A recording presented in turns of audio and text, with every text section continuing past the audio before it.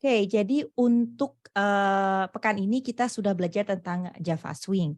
Saya akan review lagi sedikit. Selama ini program yang kita bikinkan tampangnya hitam putih nih. Nah, lebih cakep dikit kalau di VS Code, tetapi kita cuma membuatnya text based seperti ini.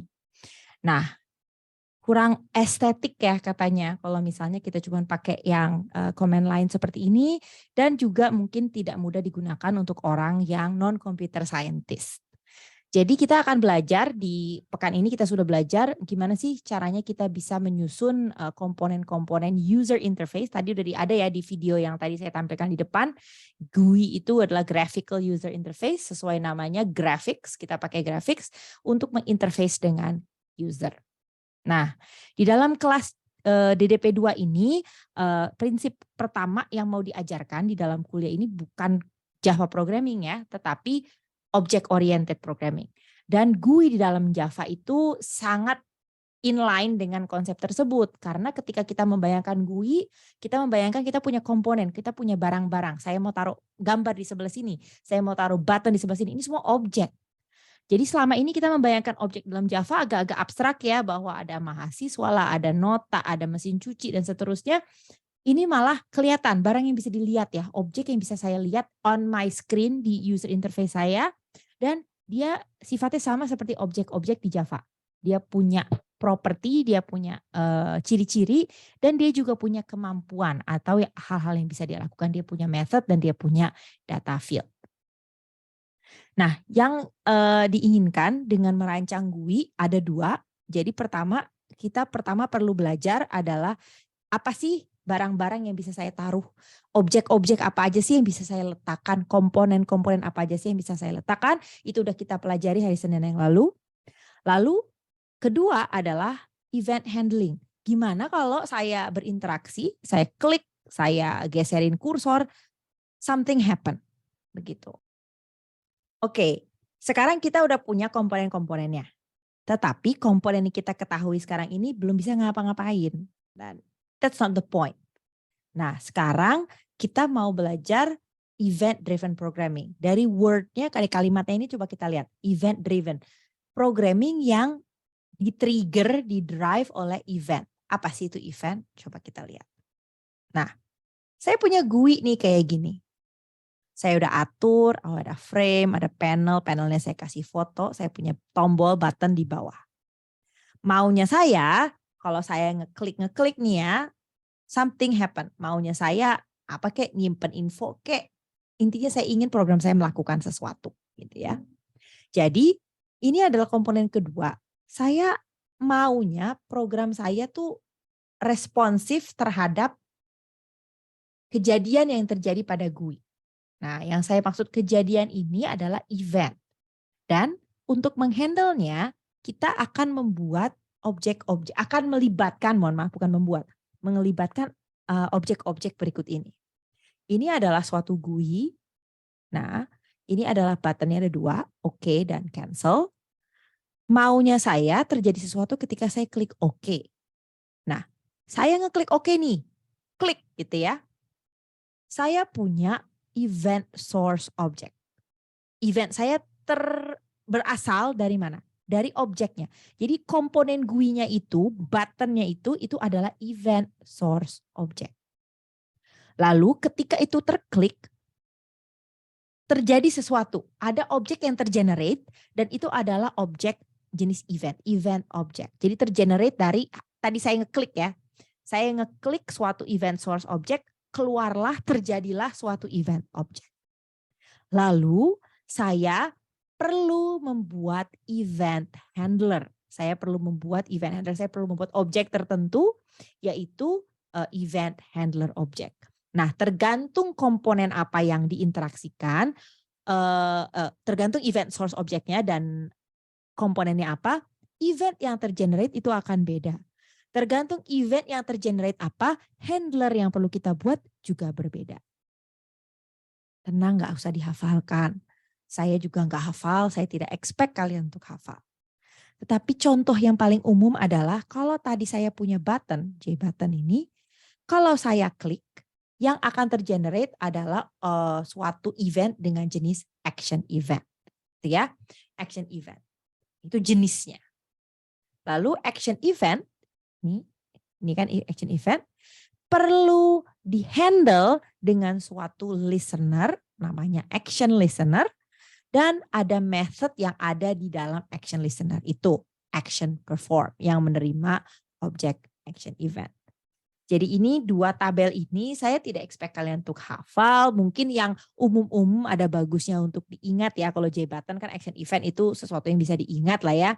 Lalu apalagi kalau komponen ini kali ya, mouse event dan key event itu juga cukup menarik untuk diketahui.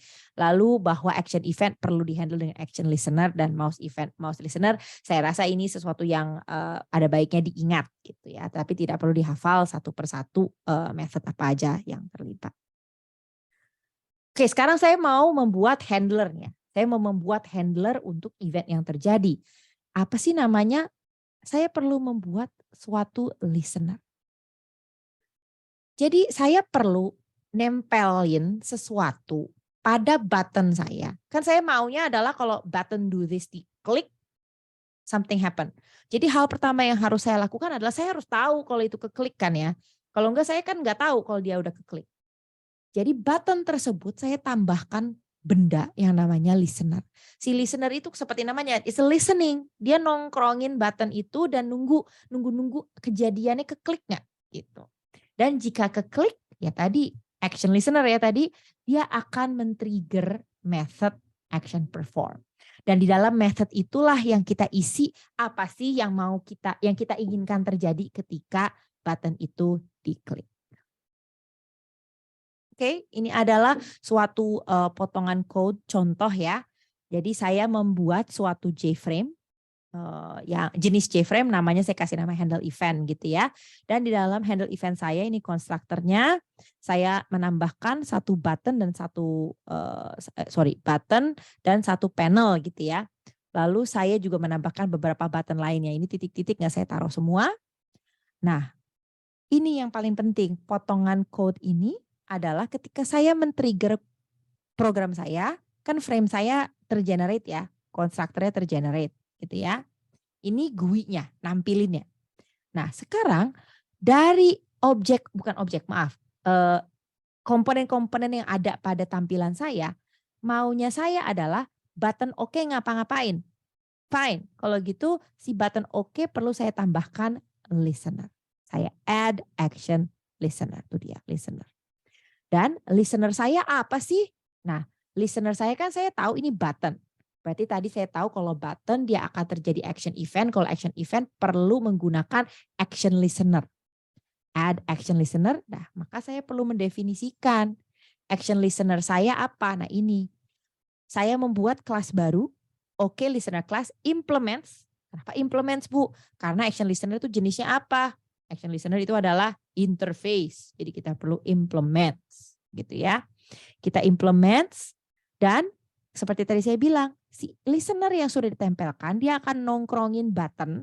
Kalau terjadi klik, dia akan men-trigger method ini. Method itu datangnya dari interface berarti masih abstrak, perlu saya kasih tahu implementasi konkretnya. Jadi maunya saya adalah kalau keklik, dia akan tampil OK button klik.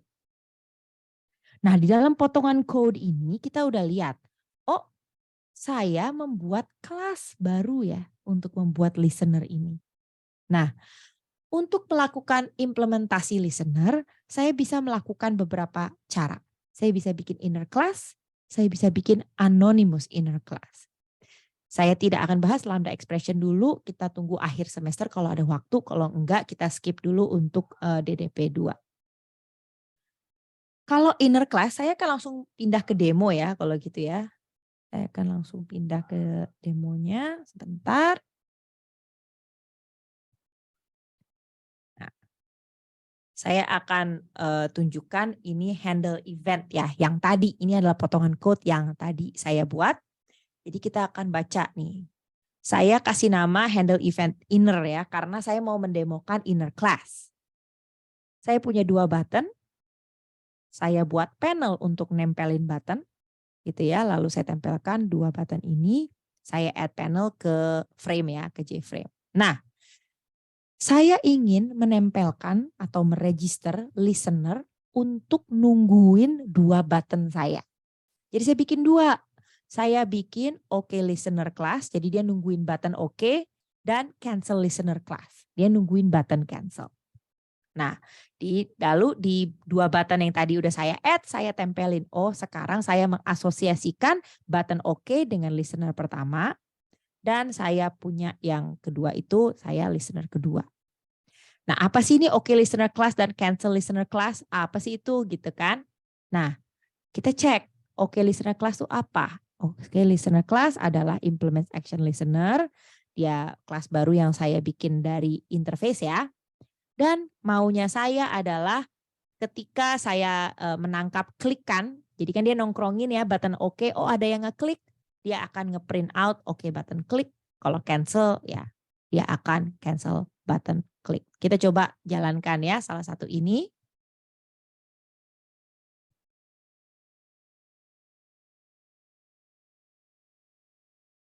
Oke. Inner kita jalankan. Oh, munculnya di sebelah kanan. Bentar. Nah, ini dia handle event inner saya. Muncul tulisan OK-nya. Nah, kita lebarin dikit biar kelihatan. Ini handle event inner. Kalau OK, ding ding ding. OK button klik ya. Kalau cancel, cancel button klik. Oke. Nah, ini adalah nge-handle, ini simple doang, ngeprint doang ya. Tetapi tentu saja kalau kita lagi bermain dengan objek lainnya ya kita juga bisa mengisi method-method ini sesuai yang kita butuhkan. Nah, poin utama dari inner class ini adalah, ini kan mulai kelas JFrame saya. Berakhirnya di mana? Berakhirnya di bawah sini. Di dalam kelas, saya mendeklarasikan kelas-kelas baru. Deklarasi kelas listener ini saya buat di dalam kelas panel, kelas frame utamanya, GUI utamanya. Jadi itulah kenapa namanya inner class. Karena deklarasi saya ini ada di dalam kelas yang lain. Coba saya lihat hasil kompilasinya ya. Saya mau lihat hasil kompilasinya yang kemarin sudah sempat saya tunjukkan juga ya. Saya buka hasil kompilasinya, ini hasil kompilasinya. Tadi ini inner ya tadi namanya. Handle event inner. Handle event inner. Bukan ini, inner. Ini. Nah, handle event inner, dia punya hasil kompilasi dia sendiri dan inner class-nya. Jadi ini hasil kompilasi inner class-nya. Nah, perbedaannya dengan yang anonymous adalah saya nggak repot-repot bikin kelas definisinya yang terpisah. Melainkan ketika saya nge-add di sini nih, ketika saya nge-add action listener di sini, nah instead of saya repot-repot menaruh, ini saya bisa sederhanakan ya, bisa juga saya sederhanakan seperti ini tuh bisa kan ya. Nah, saya juga bisa sederhanakan seperti ini, saya buang dulu ya yang ini. Saya bisa sederhanakan seperti ini. Tetapi, nggak pakai titik koma ya, sorry. Nah, jadi saya bisa pakai simplify seperti ini. Let's check just in case saya kompilasinya masih benar nggak? Oke. Nah, ini tetap memanggil konstruktor yang ada di bawah ini kan ya. Nah ini. Nah, kalau saya nggak mau repot, semua definisi ini bisa saya pindahkan ke dalam between 2 kurung ini. Saya bisa pindahkan definisi kelasnya. Caranya di sini. Saya balikin dulu ya biar nggak syntax error, saya balikin dulu. Nah, jadi antara kurung buka dan kurung tutup ini, jadi antara kurung buka dan kurung tutup ini, saya langsung buat new action listener kurung kurawal. Definisi kelasnya saya masukin menjadi argumen dari add action listener. Saya langsung taruh ini, saya tahu kalau new action listener ini saya nggak usah kasih nama, bahkan nggak perlu nggak perlu implement, langsung new action listener, saya langsung override, saya langsung bikin action performnya dia mau ngapain sih. Gitu. Dan kita coba ya, pak handle event, typo, event anonymous.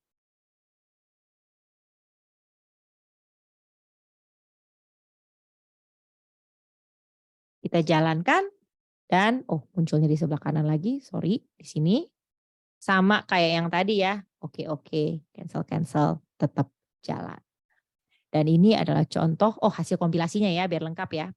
Handle event anonymous, hasil kompilasinya, kan dia nggak punya nama, namanya juga anonymous, tadi nggak dikasih nama kelasnya, jadi dia hanya akan memiliki hasil kompilasi yang besar, lalu inner kelasnya tanpa nama ya, dia tulis 1 dan 2, mohon maaf.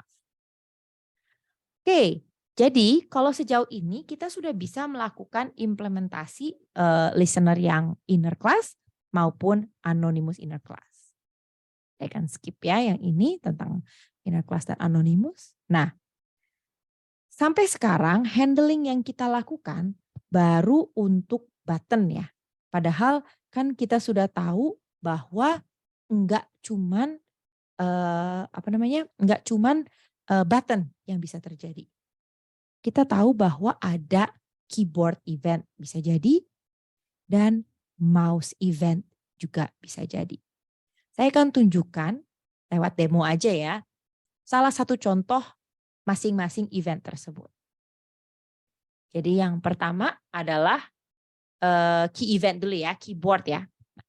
Coba kita baca code-nya sama-sama. Nah, saya membuat suatu, masih sama kelas extend JFrame.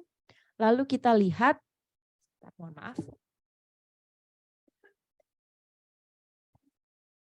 Tes, oke. Jadi dari sini kita buat sama ya, konstruktornya.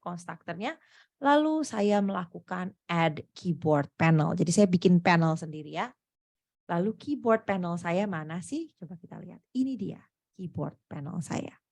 Kenapa dia static? Karena dia dipanggil nantinya dari yang static juga. Keyboard panel saya atur X sama dengan 100, Y sama dengan 100, default key char itu sama dengan A, karakter A. Apa yang terjadi ketika saya inisialisasi dia sebagai konstruktor? Saya menambahkan key listener. Nanti kalau lihat tadi ya, tabel-tabelnya yang tadi, kita tahu bahwa kalau saya punya key event, saya perlu bikinnya key listener. Jadi saya tambahkan key listener, saya tapi nggak bikin kelas baru yang saya deklarasikan implements, melainkan antara 2 kurung ini saya menambahkan deklarasi atau definisi listener tersebut. Artinya dalam contoh ini kita sedang menggunakan anonymous inner class. Nah, saya lihat kalau yang tadi nih ya, yang key listener, dia ada beberapa method yang bisa diimplement, key pressed, key released, dan key typed. Sorry, ini typo ya, pasti nggak type dia, tapi typed. Nah, ketika saya maunya adalah ketika key pressed. Jadi ketika saya klik, bukan ketika saya lepas ya. Event akan terjadi dan yang mau saya lakukan adalah get key code. Key code apa sih yang tadi keklik di konsol saya gitu ya, keyboard saya. Kalau saya tulisnya up, down, left, right, dia akan pindah-pindah. Dia akan Y-nya pindah plus minus 10 kan ya.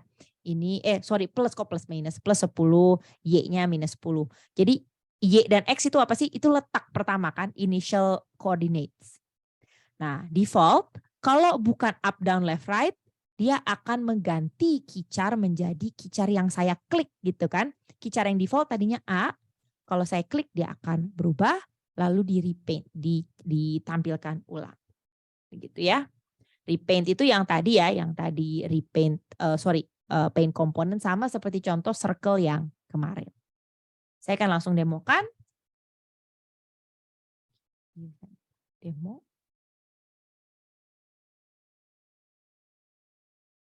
Kita jalankan. Oh, ada di sebelah sini. Ternyata terbukanya di sini. Nah, itu dia. Itu letak A itu ada di koordinat 100-100. Karena tadi saya naruhnya di 100-100 ya. Coba kalau saya klik kanan, saya mencet yang kanan nih ya. Nah, pindah 10 ke kanan. Lagi, bawah, atas. Pindah ya. Kalau saya klik yang lain, P, berubah dia. F, N, dan seterusnya berubah. Kalau N spasi, hilang ya. Kalau enter apa ya? Nggak muncul juga ding dia. Kalau kita ganti, dia muncul lagi. Nah, gitu. Dan di sini salah satu contohnya key events. Untuk menghandle key events, kalau atas, bawah, dia geser, dan seterusnya. Ini ngeset font ya, kan nggak harus Times Roman, bisa kita atur sesuai yang kita mau. Ini adalah key event, inputnya dari keyboard saya. Oke, ini tadi saya ingatkan lagi, ini adalah key pressed. Kalau saya pengen ganti jadi key released, ya bedanya apa? Coba lihat. Munculnya gitu. Kita coba ya, kita compile ulang. Key released ya, demonya di sebelah sini. Nah, saya mau ganti dia jadi P ya. Saya pencet nih, ini saya lagi pencet P. Tapi belum saya lepas P-nya, masih saya pencet. Dia nggak melakukan apa-apa. Sekarang saya angkat tangan saya ya, saya lepas. Baru dia berubah. Jadi dia nunggu, listenernya akan nunggu apa yang terjadi. Apakah ketika key-nya di-press, apakah ketika dilepas. Dalam hal ini saya lagi pakai release. Oke. Lalu yang terakhir adalah mouse event. Kita baca sama-sama lagi ya code-nya. Masih sama depannya kita extend JFrame, kita bikin constructor, dan di dalam constructor saya membuat suatu movable message panel. Saya add panel tersebut ke frame saya. Gitu ya, add-nya kan ke frame ya JFrame. Apa sih movable message panel? Let's look. Where is my movable message panel? Ini dia. Movable message panel, dia adalah suatu JPanel. Di sini saya membuat suatu message default, welcome to Java. Letak XY, itu koordinat ya, XY 2020. Dan kalau saya membuat movable message panel, saya ternyata ngirim argumen string yang tadi ini. Berubah deh dia. Jadi sesuai string yang saya kirim. Jadi ini agak useless ya yang ini ya. Nah, saya menambahkan pada panel saya sebuah mouse motion listener. Lagi-lagi saya nggak bikin kelas sendiri, saya taruh langsung di antara kurung dan kurung. Jadi ini lagi-lagi contoh anonymous listener ya, anonymous inner class. Nah, si anonymous ini saya buat suatu mouse motion listener. Kenapa? Karena saya masih ingat si ini nih, saya punya mouse listener. Saya punya beberapa potensi method yang bisa saya implement, yaitu pressed, released, clicked, exited, dan enter. Di dalam contoh ini yang saya punya adalah saya memiliki suatu, ini nggak ngapa-ngapain ya, jadi kita buang aja juga bisa sih. Nah, mouse moved. Mouse moved itu terjadi kalau mouse-nya saya berubah, pindah-pindah gitu ya mouse-nya, saya ganti X. X-nya sesuai letak mouse saya dan Y, dan saya repeat. Dengan kata lain, kalau saya mindah-mindahin mouse saya, X-nya ganti ya. Berarti letak tulisan saya juga akan pindah-pindah. Ya kan, dia isu ngedrive, yang dia draw, bukan drive. Draw adalah message-nya di letak koordinat X, Y. Kita coba compile ya. Message demo. Sorry.